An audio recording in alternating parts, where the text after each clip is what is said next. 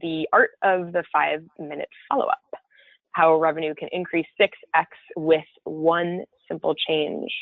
And that will be discussed today. So Josh, go ahead and advance to the next slide. We'd like to introduce who exactly we are. And we're excited to be using webcams. I think this is, it's been around for a long time, but we don't actually do it very often. So why not put some faces to the names and share with you guys in person. So hi, I'm Sonia Friedel. Sorry, Sonia, I totally cut you off. Keep going. That's all right. So I'm Sonia Friedel, president of Braincell. Again, from the weather conversation there, we're based in the Boston area, and we've been around for a while. We'll get into exactly what our companies do in a minute here. But yeah, that's me. Josh, go ahead. So yeah, and I was just going to make a comment with the webcams is you'll have to apologize if we make any weird faces or anything. You just have to promise that you can't screenshot it and send that out. So that's our agreement, our verbal agreement. But yeah, my name is Josh Harkis. I'm a author of a book called The Closing Culture. Worked with an agency for many years and kind of the agency side, and then went to PandaDoc. And so I've been with PandaDoc for the last 6 months, and I run their sales enablement side of their business. So it's been a lot of fun and learning a lot. Awesome. All right. So about Braincell, we're just going to do a couple quick slides on who we are so you have some sort of frame of reference, and then we're going to get into the juicy stuff. So Braincell, again, we're based in the Boston area, and we are a trusted technology advisor of a lot of different platforms, as you can see from our cool image on the right hand of your screen there. We really, before we suggest software to people, we really try to look at what's the issue, like what are the issues that you're having in your business? What are the processes that we can help solve? Do they need technology or less technology or more process or more people? And then we have the technology stack around that to help implement these new changes.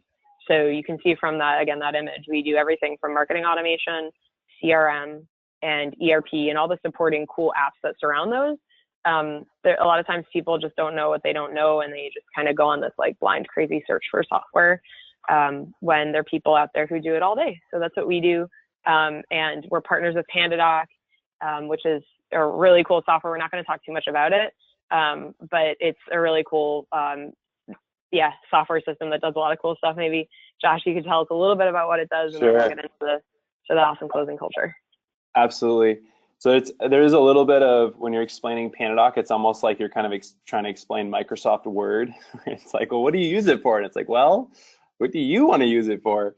But PandaDoc is a software solution that helps people create templates that they use ongoing with any type of document. So whether that be a contract, whether that be an onboarding agreement for a new employee, whether that be a SOW, whatever it is, it helps you templatize. I think that's a word. We'll pretend like that's a word. It helps you template those documents and then basically update them live or really create them immediately from a CRM. So in really simple language, the reason why I actually became a customer first, a partner, and then I became an employee with the same company. And the reason why I became a customer is it took us 2 hours to create a contract amongst 3 people. And with PandaDoc, we were able to cut that down to 15 minutes. And so being able to do things more efficiently. But yeah, so that's what PandaDoc does. Awesome. And and I'll tell you how I met Josh too, is through one of his awesome partner people, Julian, who kind of, I think, cold called me maybe and was like, you guys do a lot of stuff that it sounds like your clients could use us. And he totally sold me. We get those calls all day, and I'm like, oh, whatever, like we have enough stuff. I don't want to talk to you about it, And I listened, and we're implementing it internally. And again, we're not going to talk about this too much, but we're implementing it internally, and all the mail merge stuff and the find and replace through contracts, that's just gone now. And we even have a little bit of a CPQ, which is a quoting engine. So when we onboard new sales reps, they're not blindly looking in Word for different price lists. Everything is in there, and their dependencies and sign off. So anyway, that's really streamlining our process internally too. So just a little shout out to you guys, and you're very responsive too, which is great. And that is, okay, so that's that's a perfect segue, right? Because Julian totally closed me on the phone. How did he do it? How did he close me as a new partner in one call? So I'll hand it off to you. Josh is going to be doing the majority of the slides here in the middle, but the technology end, we're going to kind of button this thing up at the end by bringing technology full circle. But what he's going to walk us through now is a lot of really awesome statistics and what everyone else is doing and what you can be doing to stand out. So Josh, tell us all about it. Absolutely. So, by all means, we're going to be touching on a lot of things that are briefly covered in this book, and then some things that are even expanded on a fair amount in this book. So if you have if you're curious to learn more, I highly suggest you either screenshot this or get that link typed in, and I'm happy to talk about it anytime. You can hit me up on Twitter, whatever else, and of course you're more welcome to hit up Sonia as well. So kind of for me, what we're going to cover is basically how we follow up with leads and how we get them on the phone and how to increase our closing rates and how to basically just qualify leads a lot faster and more effectively. So this kind of brings back to, I got married 5 years ago, and as many of us know who are in relationships, you're always trying to figure out how can you but how can you earn kudos. So I was in need of some serious brownie points or kudos with my wife. So I was like, you know what? I'm going to try to knock out the honey-do list. So one of the first things was hanging this big mirror. And we're talking, this mirror is like a 4x4 mirror. So it's a pretty big mirror, really heavy. And I wanted to do it right. Because, if you do it wrong, then you're cleaning up all this shattered glass later. And it definitely is not something that helps you earn any brownie points in any way. So I walk in, my feet are pounding on the cement of this department store, Home Depot or whatever, Lowe's, doesn't matter. They're not sponsoring this, so don't get confused. But so we walk in, and I'm going between each aisle looking for, I don't know, fasteners or hooks, or it's glass. I don't even really know what I'm looking for. And it's really confusing. I try to go for fasteners, and I'm in the plumbing section because they have, I don't even know. And I'm just going between aisle and aisle and aisle, going up and down, just looking to find the right solution. Finally, I kind of find something similar, but I'm like, I don't know. It seems like industrial Velcro might be the best option, but this might not be the right amount of pounds. What if I put it on the wall and it just pops right off? All that kind of stuff. I am doing the exact same thing that every one of your leads is doing on your website. Going from aisle to aisle to aisle looking for information is the same equivalency to someone going from page to page to page on your website, trying to get that information and trying to honestly understand what's the best option for them. So just like in those same two scenarios, if someone just came up to me and said, hey, how can I help you? Or if I spotted someone with an orange or blue or red vest or whatever, depending on what department store you're at, that just said, can I help you? And I was able to say, yes, please tell me where the freaking fasteners are, or I'm trying to hang this mirror, like, what do I do?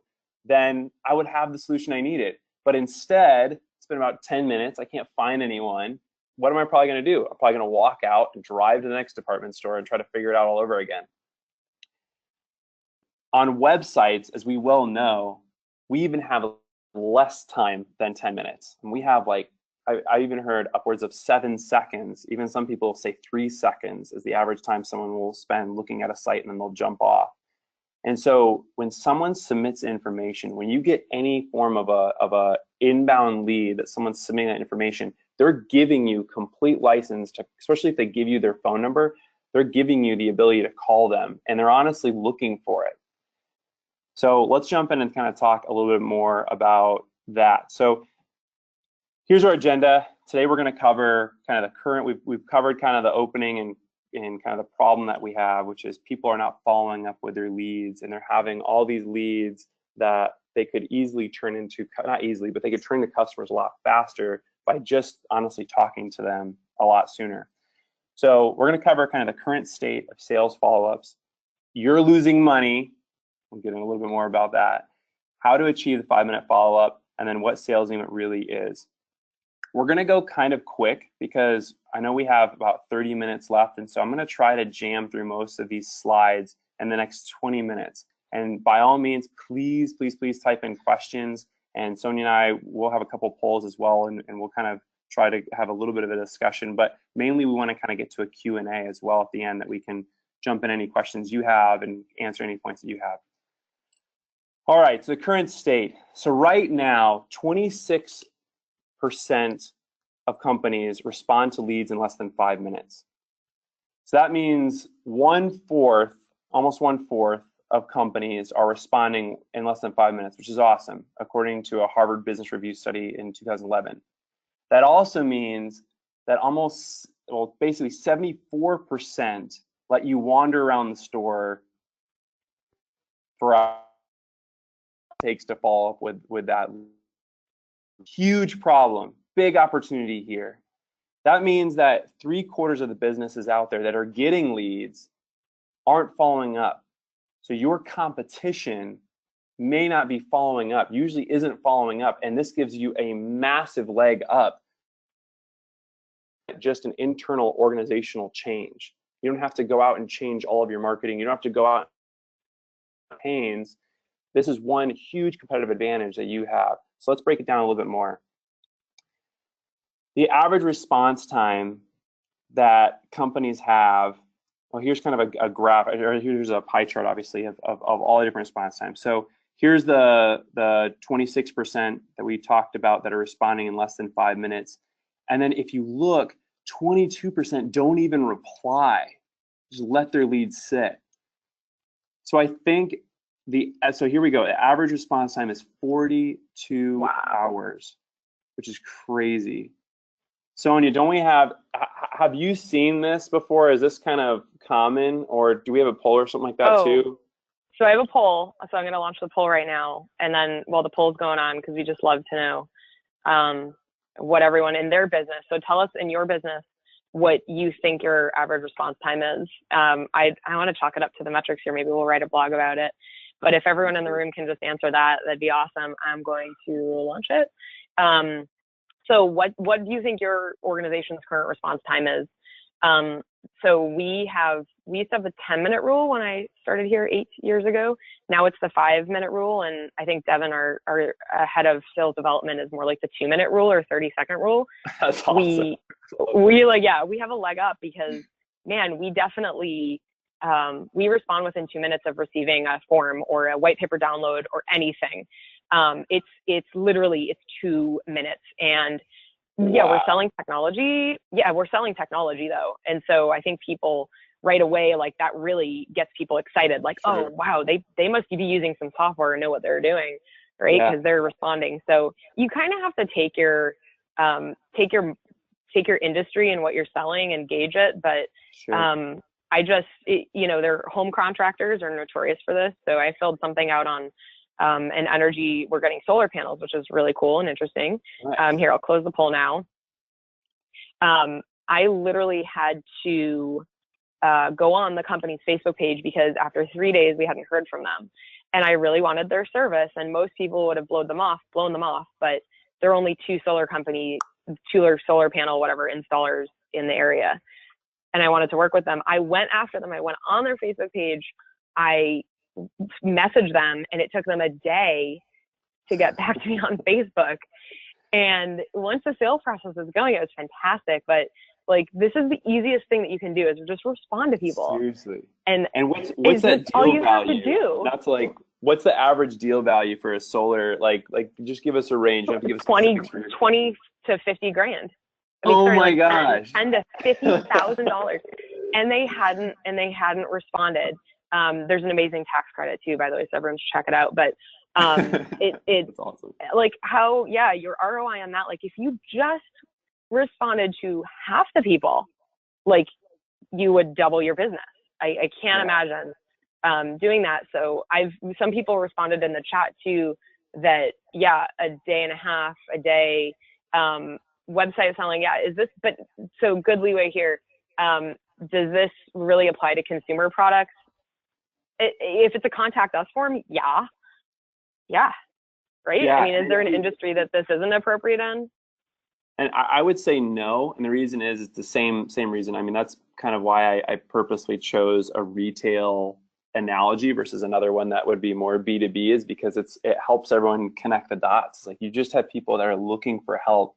The part where I Yeah. would say the caveat for does it differ for consumer products, it just depends, kind of like what Sonia said, it depends on what you're selling.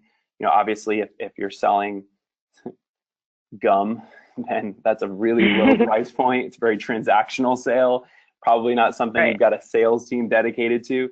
But if you're selling anything else, I mean, look at boats, I mean, someone who's selling a yacht, that's a consumer product. And that's, you know, you hope that they're calling that when someone inquires and they're looking for help. I actually, so I inquired about, we'll leave the reasons nameless, but basically I required on a jet charter yesterday, and it took them 2 days to respond back to me.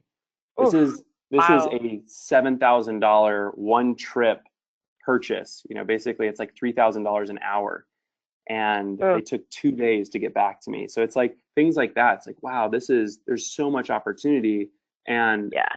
any other charter company, because you're always, you know, as a consumer, you're jumping between website to website, or as a buyer, you're jumping trying to find that information. So you might submit 6 or 7 contact forms, or 6 or 7, hey, talk to me, I need your help forms. Yeah. And the first person who they talk to is the person they're going to trust. And most likely, I mean, there's a lot of studies that show, I think it's like 80% go with the first person they talk to, or something like Yeah. that. So Yeah. there's a And especially if you start the sales process off with it's a really good process. Well, like, I mean, I don't usually trust companies that if the sales process is horrible, then why would the implementation process be any better? It's usually worse. We have a good question from Cindy that she's curious, are we speaking about those who attended a webinar or filling out a form, submitting a formal inquiry? The contact us, like what I did for the solar panel, that's the 2-minute, like 100%. You guys haven't received calls from us and you signed up for the webinar, but we're going to call you for follow-up in the next few days or weeks. So the 2-minuters that we do, that we do internally, our 2-minuters, the contact us forms are highest priority. But usually they're white paper downloads, and come to a marketing automation webinar about to learn more about how you do that. But when someone downloads a white paper on like the top CRM products of 2017, we still call those within 2 to 5 minutes. And we'll now, I know I don't want to go jump forward, but there are tactics that you can take to soften that up so that you don't look like a creep. I think we can talk about those. We can talk about that more as you progress here, but go ahead. Great question. Cool. Yeah, that is a great question. Please keep them coming. So we kind of already covered this, so I don't want to beat a dead horse. You know, we can make this, but basically you're losing money, right? I mean, these are very expensive. You know, right now we've been mostly talking about inbound leads, pretty much all talking about inbound leads, and they're expensive. I mean, Sonia, you get it. You run a company that helps people generate these and helps people bring this in and build a whole system just to do this. And we're talking, you know, these might be, especially at first, these might be $800 per lead. I've seen some times where it's like, wow, that is so expensive. But what you're selling is, you know, you're selling also $200,000 contracts. So net, it evens out. But these are very, very expensive leads at first as you're building this content for the first time, and you're drawing these people in for the first time. And if they're just sitting and you're not following up, you're literally just burning cash. I mean, you're just not using your money or time or anything efficiently. So we have a case study here. This is more of a resource for you. So if you want this information or anything else, by all means, we're going to send it out, the whole slide deck afterwards. And this is built, the slide deck is built to be used as a tool that you can present to your sales teams, to your VP of sales, to your marketing teams, whatever, to help kind of get the entire org on the same page. So I'm going to kind of breeze through this, but there's some really great data here that we're going to cover. And a lot of you may have seen this before. InsideSales.com is one of the main promoters of this case study, and they did a great job kind of breaking down some awesome infographics that I've seen circle around. But let's just go ahead and break down some of the stats.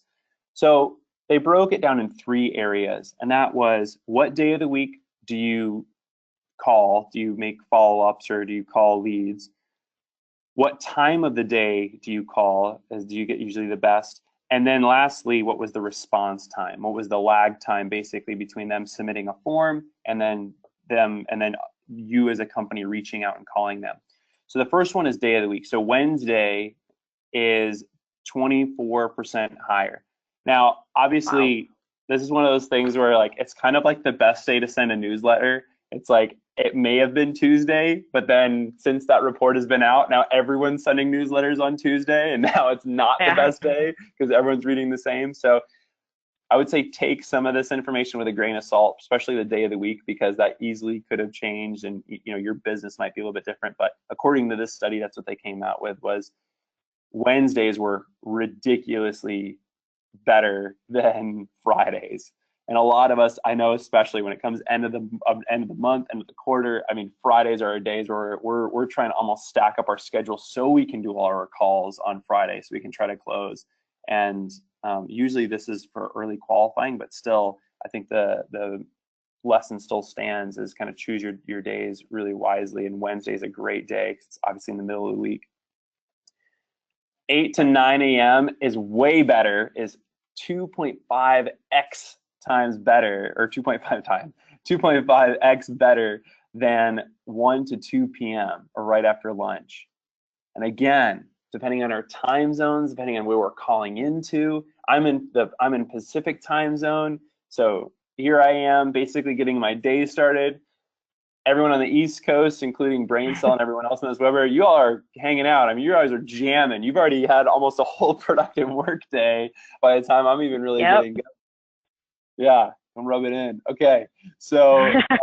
But that's it. But that's so true, Josh. And there's, if anyone's read The 4-Hour Work Week by Tim Ferriss, it's such a great book, but he got fired from one of his first sales jobs because he figured out that he could meet his quota and make twice as many connects, because he got in at 7 a.m. and he did an hour and a half of sales calls, and he was and so he just sat there and he was like, I'm going to leave because I already beat my quota and it's only 10 a.m. East Coast. So yeah, stack those calls in the morning and you're just going to have better results because more people are hanging out, and the gatekeepers are not there usually.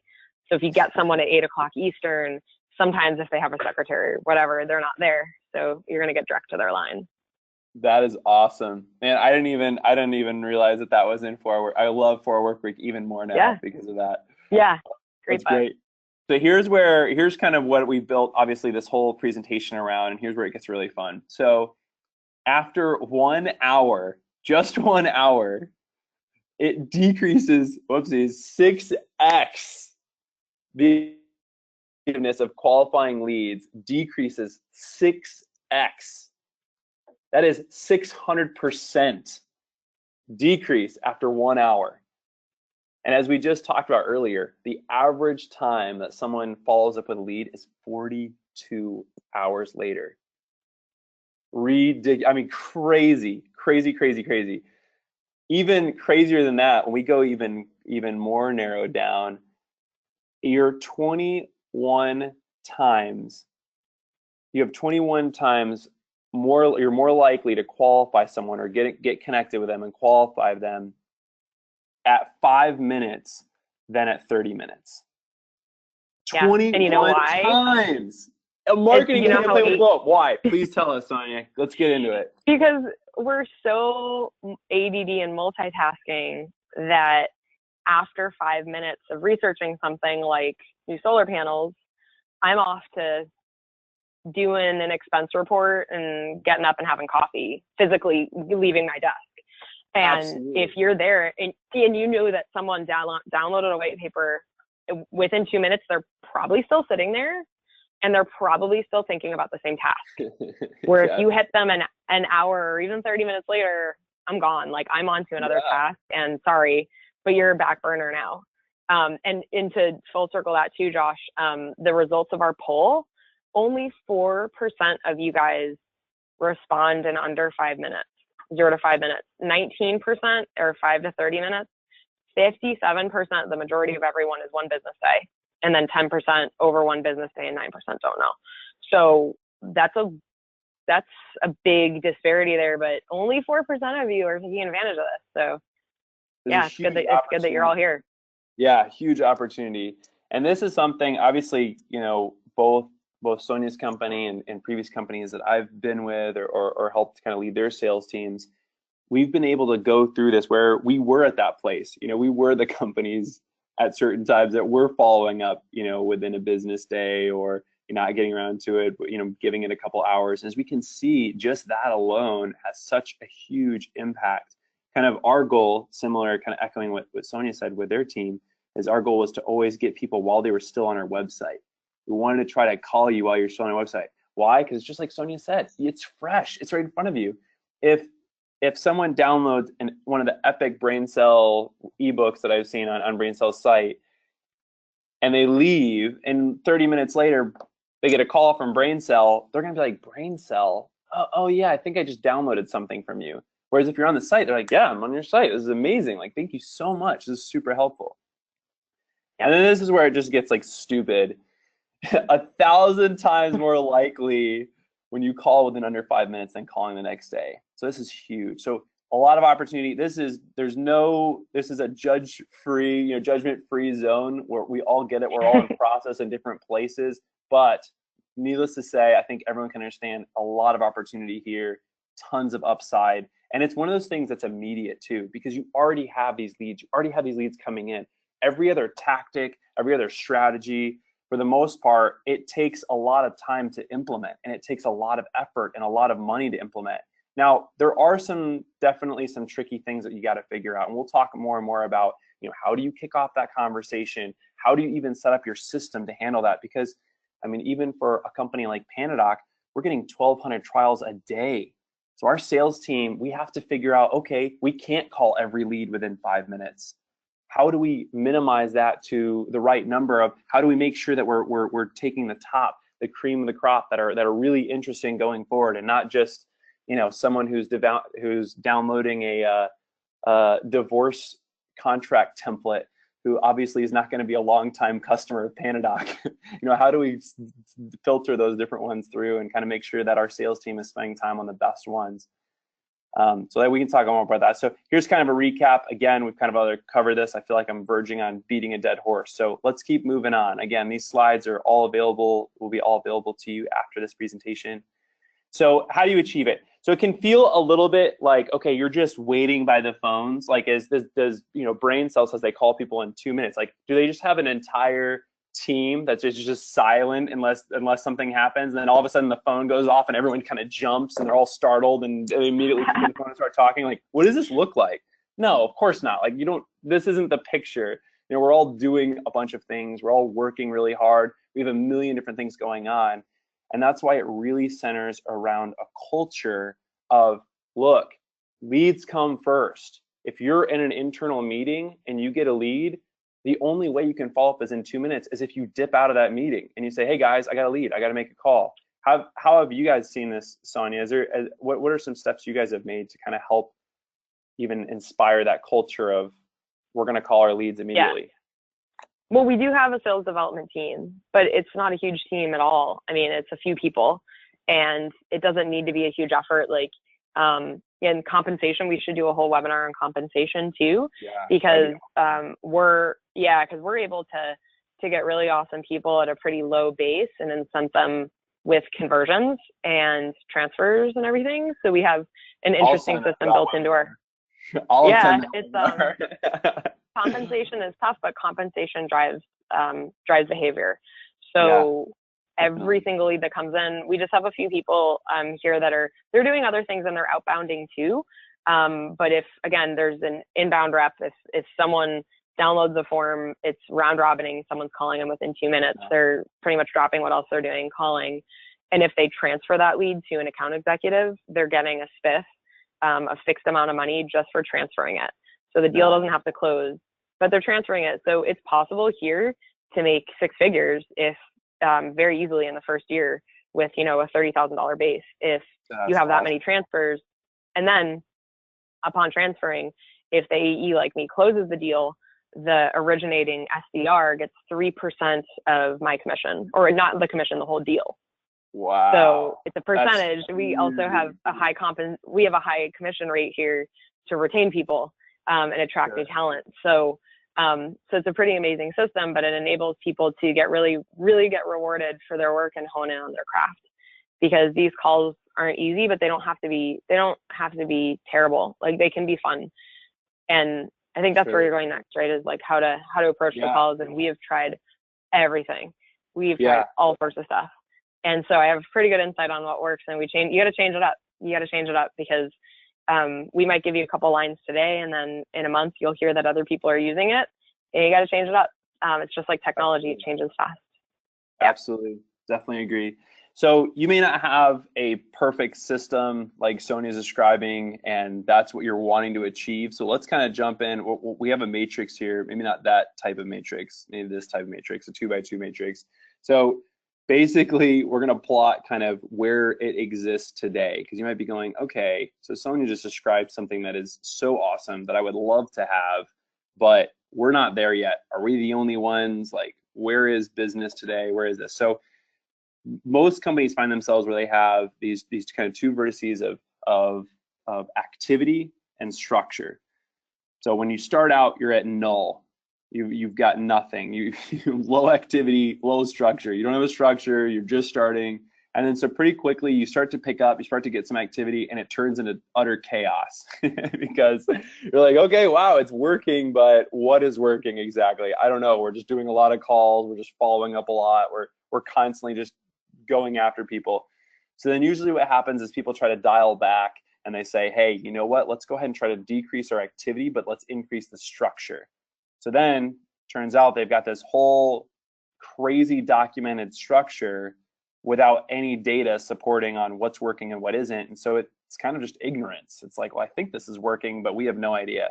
And obviously what everyone wants to move towards is this high activity, high structure, which makes your funnel predictable, which is what Braincell has and other great companies.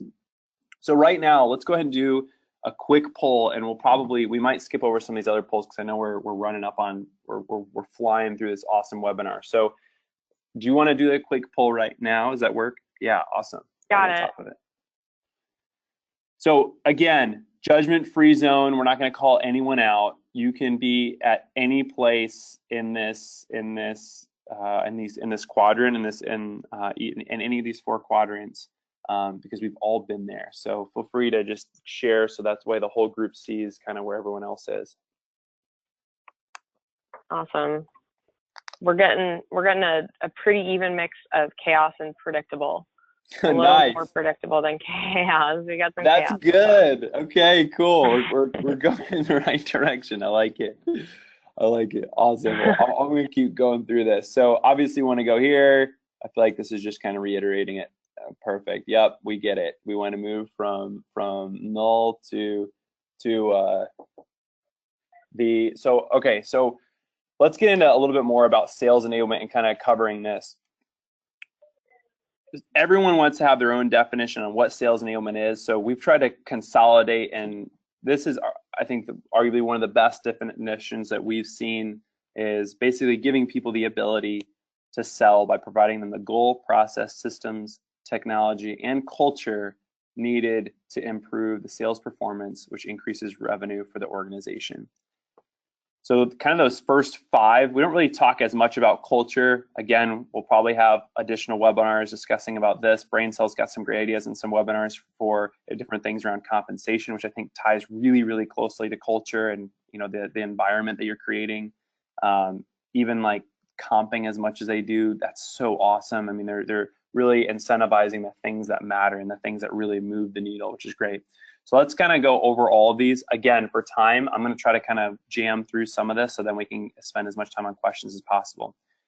So every organization, every sales organization needs to have a documented goal. And that needs to be a goal that is SMART. And a lot of you probably already know the SMART acronym. If you don't, I highly suggest you type in SMART goals and go to the wiki page. There's a great information about how to use SMART goal setting in your own practice. Here's kind of some examples right here. So, $175,000 in new revenues sold by January 31st. It's specific. What is it? It's new revenue sold.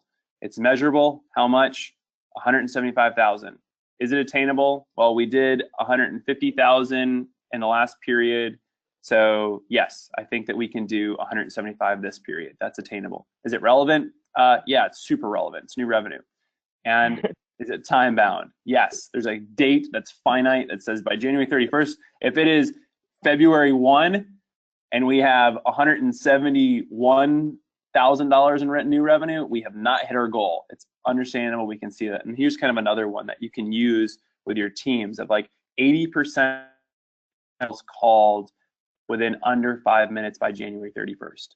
Again, you might have to put in some tracking. You might have to get in some ways of actually like figuring that out and getting some data from your team. I bet you Braincell has a lot of ideas on how you can do that well, seeing that they do it. So let's get into process. Every company, so you've got your goal, kind of know where you're headed, and now you need a roadmap of how are we going to make sure as we're driving this whole team there, we're in sync. A great analogy for if you want to communicate to your team why you need a documented sales process and needs to be written is thinking of like an orchestra. You know, you've got an entire group, you've got multiple departments, you might have multiple sales teams within your sales team. I mean, even Sonia was talking about they have AEs and they have business development reps, and here at PandaDoc we have 5 different sales teams on the floor that are all handling different areas. So it's kind of like an orchestra. You've got your percussion, you've got your strings, you've got your horns, and unless they have one sheet of music, they might play really, really well in their own individual groups and like as they're listening to each other and they're in sync with each other, but they're not going to play well with others unless they have that one sheet of music that's helping everyone kind of communicate across the board. And so that's why having a documented sales process is so critical for the scalability of a company. Now, most of what we're talking about comes in right here in the connect stage, or a lot of people call it the disco stage or discovery stage. One of the things that I think that this sales process in particular is so effective. So if you haven't taken the time to document it, I highly suggest you screenshot this or reference this slide later in the slide deck, is because it matches the buyer's journey. So a lot of our sales processes, we use phrases like disco or negotiation or whatever. We use those as the stages for a sale. And the reality is that's not necessarily the way that the customer looks at the process of them buying something. And so the more we sell the way people buy, kind of as the tagline for having a documented sales process is selling the way people buy. The more we sell the way people buy, the more effective, the easier, the more fun that whole process is going to be for the customer because it's going to match where they're at. Do we want, Sonia, based on time, do we want to cover, I think it would be worth it if we have time. What are your thoughts? Should we do another poll around the sales process? Cool. Yeah, let's do it. So this is a bit similar to the last one, but let me bring it up. Oh. And while right, how is this for everyone? Is this new information? Is this review? Is this fun? blow up the chat and let us know kind of where you're at as you're also filling out this poll. I know I'm asking for a lot. I'm asking you to click on a poll and do a chat. A lot going on. I get it. Definitely put in the questions box if you guys want us to expand on any other areas. I do want to take a minute to address a really great question from Deborah about calling early and calling quickly, which is, what about those people who get annoyed when you call first thing in the morning? I think it's all intact in the way that you approach things. So I don't know if you want to talk about that now, Josh, or we have a different time to talk about that. For us, it's... Go ahead. Yeah. I was going to say, let's save that for the end because that's a great question. I'd love to get into that. Yeah. But I know we've got a few more slides to get through and kind of covering this. So do it. What was the general, do we get a consensus on that poll? So yeah, I mean, congratulations, because I think it's about 50% of people said it's documented and working well. But nice. Then on the flip side, we don't have one, 26%, and then 20% it's documented, but no one follows it. So cool. There's some disconnect there. Yeah. Sweet. Cool. Well, that's perfect. So the next is documented systems. I know, so much documentation. It's ridiculous, right? But this hits perfectly to the people that aren't following the process, because what that's reflective of is there's no accountability. And I totally get it. We deal with that all the time. We have to always reiterate. But the more and more you take your process and then you say, okay, from this process, what are the individual things that need to happen on an ongoing basis, and creating individual system documents for each of those. So it might be like our lead follow-up. This is the kind of main topic we're talking about right now. You know, it might be the handoff between between sales and customer success after selling a new client. It might be this, it might be that. Whatever it is, you need to make sure these things are documented, because as you're bringing on new reps, helping their understanding, but also keeping and holding people accountable to, hey, this is the way we do things at this company. You know, this is the way PandaDoc does it. This is the way Braincell does it. You have to do it this way because it helps the system run more smoothly. And technology. All right, so what technology is? Technology is tools that help automate or streamline existing manual tasks or processes. It is not basically the answer for everything. So I know we had a poll here. I'm going to keep jamming just because of time, and then we can cover some of these other things after, but I know we're covering a lot of good stuff here. So content, this is kind of, again, this is more for reference for you all. There's a lot of different content gets thrown, that word gets thrown out for a lot of different things. So we're referring to externally facing content and internally facing content. What that means is content that you actually send to potential customers, as well as process docs, as well as battle cards or playbooks or whatever else. All of those things kind of help equip your sales team. So the 5-minute follow-up in real life. Again, where am I? I'm standing in the aisle. When do I need help? I need help now. What am I trying to buy? Freaking fasteners. I'm trying to hang this dumb mirror. I need help. I'm a lead who came in. I need help. Follow up with me. So a great way to kind of set this up is get a notification, claim the lead, research the lead as quickly as you can. You need to follow up in 2 minutes. That means you have 30 seconds to quickly at least look at their site and just get a feel of who they are. Call them. Do not email.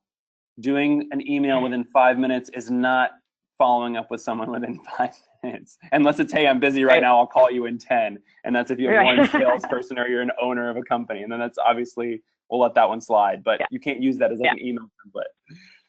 Document. When you talk to them on the phone, document what you cover. Write down your notes. It's so easy for us, especially as we're qualifying, to be like, to just worry about getting on the phone, because that is the most important thing, but we forget to document, we forget to pass off, and then the next time we talk, we're like, oh man, I had a good follow-up with them, and they're excited, but I don't remember all the details. And especially if you have a system like Braincell where you're passing off those leads, that documentation is critical.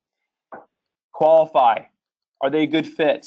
If they're not a good fit, don't schedule more follow-ups with them. If they are a good fit, schedule a next call with them. Again, this is a great framework. It's a good thing to go off of. So strongly suggest this is probably where we'll spend the rest of our call. I know we're kind of we're running up to the top of the time that we had dedicated for this webinar, but throw away your scripts and create question and answer lists. This is one of the best things you can do. And a great way that I kind of have introed, and Sonia's going to give us another one, is just saying, hey, you know, hey, let's say Steve just filled out and it became an inbound lead. Call Steve and I say, hey, Steve, this is Josh the PandaDoc. I have a few minutes between meetings. Obviously I wouldn't sound like I'm reading off of a slide when I say this, but I saw you have a few, I have a few minutes between meetings. Saw your request come through. Would love to help answer any of your questions. I love this opener, and I'm sure Sonia has a bunch of really great ones as well. I love this so much because it doesn't just tell them that you're just waiting by the phone and you have nothing better to do, and therefore your business isn't thriving because you guys are busy. But it also allows you to kind of answer their questions and do things. And the reality is that's true. You probably do only have a few minutes anytime a lead comes in. Let's be real. Now you may make more time because it's a higher priority, and that's kind of a typical response. Again, our results from doing this, in 1 year alone, we 6x our revenue, which obviously going from a smaller number to a bigger number, you can add multiples pretty quickly. But we went in 6x our revenue. We decreased our sales cycle by 9x. Ridiculous. It was insane. We went from 9 months down to 1 month as a normal sales cycle. And we were able to grow our sales team, or we were able to grow our whole team 500% in 1 year. Wow. And so that was fun. That was a crazy year, but a lot of this was from this. So we can go into whatever from here. I know we're pretty much out of time, so if you have to leave, totally understand. But whoever wants to stick around, we have one more. Go ahead. So I think I do want to address technology a little bit because that's super important. The way that we're able to scale here, and we have pretty similar numbers as you guys, Josh, is to automate a lot of it and give people the systems in place. So automating the call still needs to be made, but we have a phone integration to our CRM system. We did a webinar on it, I think last month, but we have a phone integration. So when you click to dial and then a call box pops up and you're able to take your notes. So there's no more searching for someone's information and not taking notes. And that's when your sales team stops using their tools. So that's what we're really expert in too, is understanding like, why is no one using the expensive tools that you bought? Is it because they're bad tools or they were implemented poorly or people don't understand how to use them? Like there are a lot of reasons that those things fail. So I will bother you with one more poll because I'm always super interested in this, guys. Let's do it. Launching, how effective is your sales team with the technology stack? So the technology stack could include for sure a CRM system, right? Some sort of system of record where people are able to document things. Maybe a phone integration, maybe a contract creation module, kind of like, like PandaDocs, where it helps you create contracts and documents and send them off and people collaborate on them. Phone systems, whatever, even like your VoIP system can be terrible. And that's a huge stopper too for people that just want something to work. So, all right, awesome results. I'm gonna close the poll now. We have some really good results. We've got 23% of people saying great, that's awesome. 61%, the majority of people says okay, but it needs improvement. And then a lot of people just hate the technology that's already in place. And that's a really common thing, right? Like Salesforce is a great company and it's a great product, but how many people complain about having to go into Salesforce? Well, like it's just not implemented right. Or maybe just you didn't have real salespeople implementing it. So there's so many ways that you can make things better for short money. And we're here to help with that too. I do want to, before anyone else logs off, I want to talk about some other tactics on calls, even when you're doing outbound calls, because I think inbound calls are a lot easier. But before I get there, look at your screen and you've got the BOFU assessment, bottom of the funnel. It's not, right, Josh isn't making up acronyms. He kind of is, but it's bottom of the funnel. He kind of did. Bottom of the funnel assessment. And we'll send you this in a follow-up email, of course, because, we're good at marketing. But go to that bit.ly, the BOFU for you. The first 3 people that enter the form, we will send you a copy of Josh's book that goes into this really deep. And then we also will spend at least 30 minutes, probably plus, talking with you guys about your technology stack. So, and your sales process and how you can drill things down. And compensation models, I think we might actually do a webinar on that because I think that's really hard to figure it out. And we've done some really creative things to drive incentives. And if you give someone a $30,000, $40,000 base, and they hear that everyone else is making $100,000 and they don't get there, or they're not going to last long. So you end up weeding out a lot of the people that are really just there for the paycheck and the ringing the bell, the punching the clock rather. That makes sense. And I highly suggest you take advantage of this opportunity. Just even talking through either planning with this webinar and previous conversations with Braincell. I mean, these guys really know. I've worked with many, many companies, and Braincell really, really knows how to set up an awesome sales system. So even getting 30 minutes of free advice, oh my gosh, it's such a huge opportunity. Thank you. So definitely. Thank you. Well, we've been there.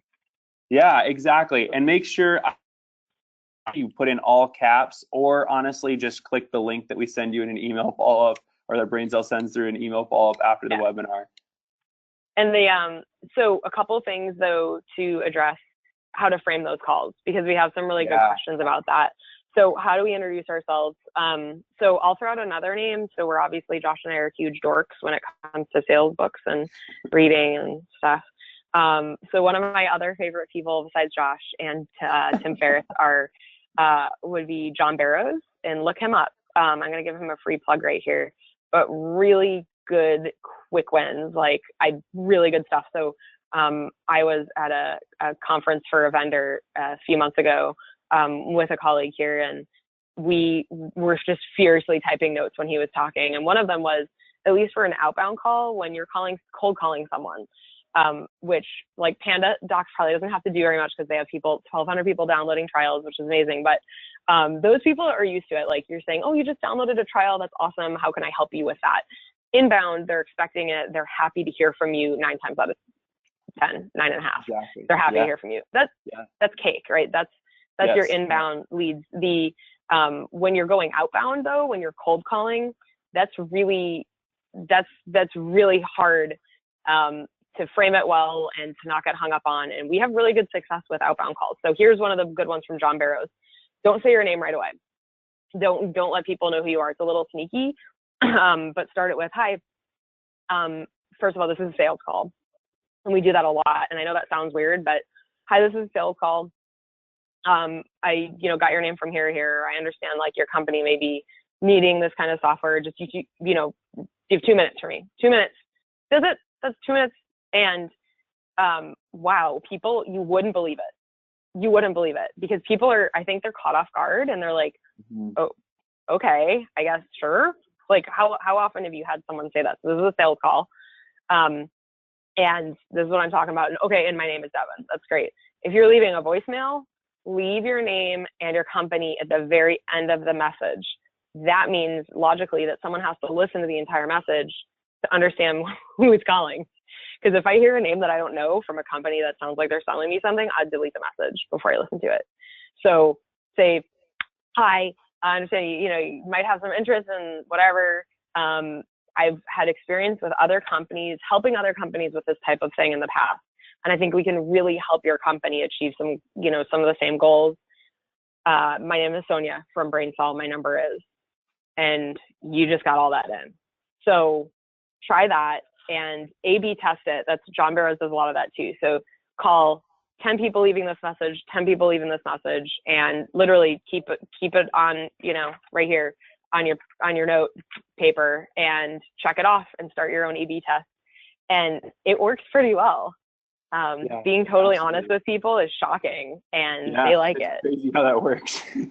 Being honest. Yeah, it's really, being honest and not tricking people. And we are so used to the robocallers now, there's no need for that. So that's one really good way to kind of break through the ice and try different things and just and be brave about it, And then we have another one from Robert, a good question. They have a lot of international customers.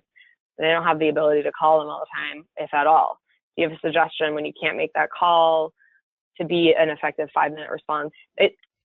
I think, and I want to hear from you, Josh, I think it really depends on what you're selling, Robert. Like if you're in a similar line of business and your total sale can be thousands of dollars like us, I don't know, you might want to send a more personal email with a picture in it. Or a video that's like, here's a quick rundown of what we do. And I'd like to, you click the link here for me to introduce myself. What do you think with international? And if you can't call them right away, like what approach would you take, Josh? Yeah, sure. This is going to sound a little harsh and I mean this with total love. Again, this is a totally judgment-free zone, but it really just depends on how hungry your company is. Because if you guys need revenue, I mean, I've been in this office at PandaDoc calling Australia at 10 at night to hit our sales numbers, alongside the sales team. So it really just kind of depends on, what is your growth goals look like? How close are you all to hitting them? If you don't need that business, then there's a lot of email is fine. It's not going to sell as effectively. Obviously talking on the phone and figuring out what people's needs are, them hearing your voice, hearing that empathy, understanding, hey, I think I can trust this person. I maybe should do business with them. Those are all the things that really get into why calling is so effective still. And believe me, I get that we live in a digital world. I actually use Snapchat more than any other platform, believe it or not, which is nuts. But I mean, I get that there's so many other ways to do it. You can send videos, you can do all these things, but the reality is there's nothing that's quite as personal as a video call or as a phone call. And so I would say if your company is hungry, find someone who can either call during those hours or, potentially even making the company internally call between those hours. So or hire some kid that's willing to work a night shift. Exactly. If you see that the majority of the leads are coming in from Australia, well, then you're going to have that 14-hour difference, but have someone, you know, again, you don't have to pay someone. That's the cool thing about compensation. You don't have to pay someone $100,000 to go in and qualify leads. Like you can work it so that it works out for both of you. You're not cheating anyone. You're making it succeed for them. Josh, would you mind going to the next slide? And yes, this is I will. just because we just do a ton of webinars, and we'll send you a link in the next one, our follow-up, but we do a whole summer series, and we're doing a little selling with social media. So this is just some tools too. Like if you guys are looking at new CRMs or wondering how to improve your CRM, come to this one. We get into a little bit more about selling with social media. It's not gone. It's definitely still a hot thing, and you can connect with people using different tools. So we're going to go into that on our next webinar. And I've gotten 2 enterprise deals through Snapchat. So yeah, put that in your pipe. We do a webinar on that. I just started understanding Snapchat, you know, and I'm like, no, it's I should get on that. It's not like this. I want to make sure I qualify it, because it's not like this. Like there's been countless hours I've spent using Snapchat and doing it, that the investment is probably not worth the reward that I've gotten. So that's a huge disclaimer. But basically it just comes down to being real and putting yourself out there and being visible. You know, for anyone who's looking to start in something like that, I would honestly just suggest focusing on Instagram stories and just starting to put yourself out there more, post about what you're doing. Because what happens is people get really interested in what you do. They like you, or they fall in love with you and your online persona, and then they realize, wow, I actually I'm honestly in need with what they're doing. And because they just gave a little bit more insight, I'd rather call them than anyone else I'm looking at over a directory or a list or whatever else. So I'd just rather do business with this person. Trust building, and it's free marketing too. Yeah. Like it takes time, but it's free marketing. And that guy, John Burrows, he has a Snapchat. That's, I think, when I really started was a couple months ago, and he has a Snapchat where he's like all the time. He's like at the airport talking about where he's going. I'm like, I keep watching these. Why am I doing this? And then I'm talking about him. So I guess it's working. I think it like keeps him top of mind, even though he's not directly selling me something right now. I just talked about him for free. My God.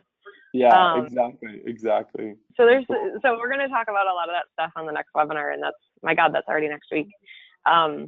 So anything else, Josh? This has been really great and useful. So thank you. And we have some great feedback in the chat too. No, absolutely. Nothing I can think of. I would say, let me see if I can. I don't want to make everyone feel too nauseated as I try to flip through all the slides to get back to, but let me grab so both of our Twitter handles are those are great places to contact us and reach out. So I tried to post that. Hopefully it'll load. Oh, yeah. So S. Friedel or Josh or at Josh Harkis, either of those, please by all means contact us, even if it's just to say, hey, great webinar. That was a lot of fun. I enjoyed it, or it was a good refresher, or I learned a lot, or whatever it is. We'd love to connect with you all and start talking on Twitter and everywhere else. And by all means, you're more than welcome to hit me up on Snapchat. Awesome. All right. Well, everyone, thank you so much. And we'll be sending you the slide deck. Sign up for the BOFU, and we'll talk to you more. Thank you so much, Josh. Bye, guys. Bye, Have a good everyone. day.